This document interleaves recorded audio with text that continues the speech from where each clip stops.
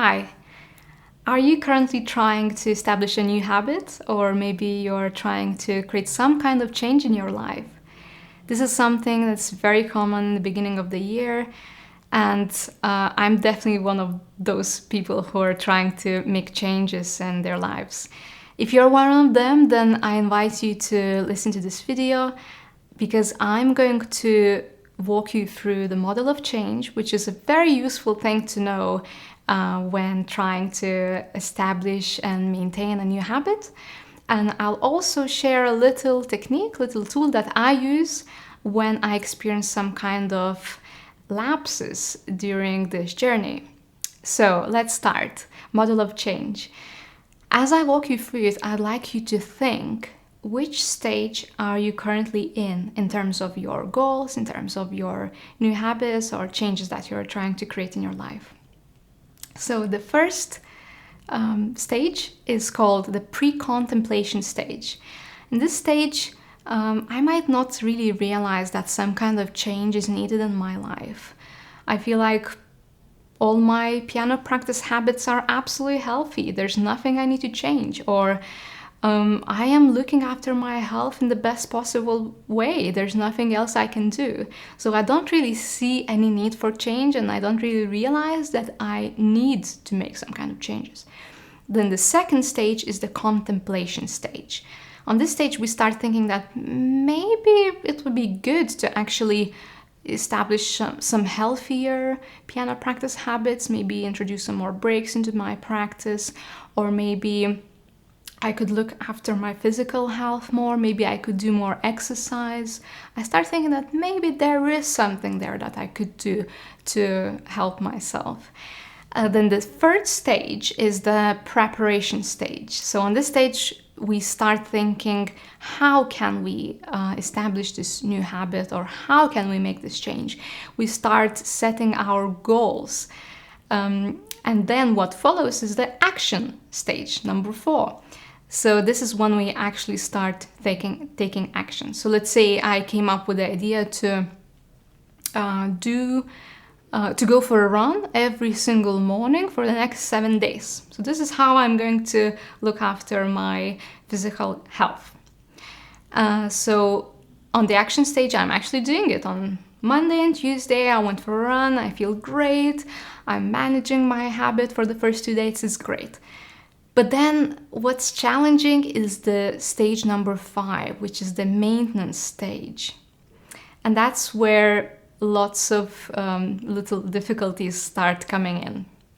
So for example, on the first 2 days, I managed to go for a run, but then on Wednesday, I just slept for too long. And I couldn't go for a run in the morning because I just had to start working straight away because I slept for so long. I missed all this time that I could have gone for a run.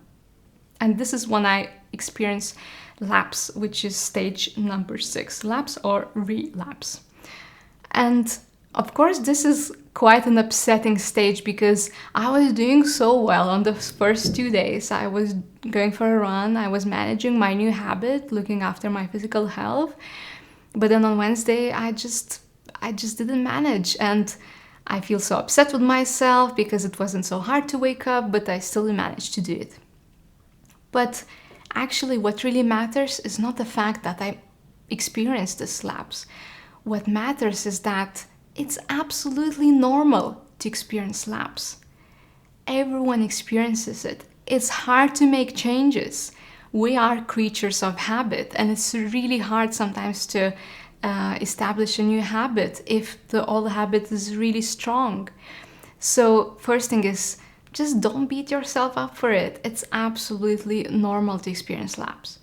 What matters though is what kind of action are you going to take after experiencing that lapse. As you can see in this model of change, this poor little guy he jumped from stage number 6 back to stage number 4, back to the action stage. So he has to start it all over again. But I have a little suggestion, a little tool that can help you when managing those lapses. It's a very simple tool, but extremely useful. It's called if, then. So if then is a little sentence that you create after experiencing a lapse to prevent the next lapse, or when actually setting your goals. If you can foresee that a lapse is possible when you are actually setting your goals, then you are going to be much more prepared for it.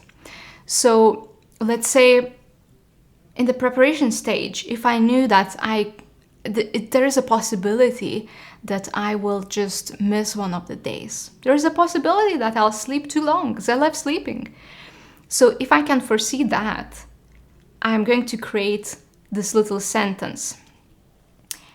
If I miss one of the mornings and I don't go for a run, then I will schedule in a run during my lunch break or in the evening.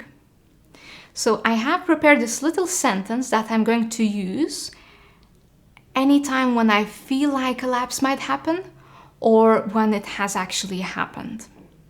So let's say I'm already on this Wednesday, I haven't gone for a run in the morning, I feel bad, but then I know that it's not over. It's fine if I missed that morning. It's fine if I missed that run in the morning, because I can tell myself it's okay, because I know that if I miss the morning run, then I'll go for a run during the lunch break or in the evening. And that's what I'll do on Wednesday. And of course, that will help me to feel much better about myself, not to feel so upset about missing that one morning. And also it will help me to keep maintaining that new habit, keep looking after my physical health better. So that's something that I wish you all. Don't forget that when you set new goals, it's important to think about various lapses that can happen, various difficulties that can happen, and it's absolutely normal to experience that. Just use if-then technique.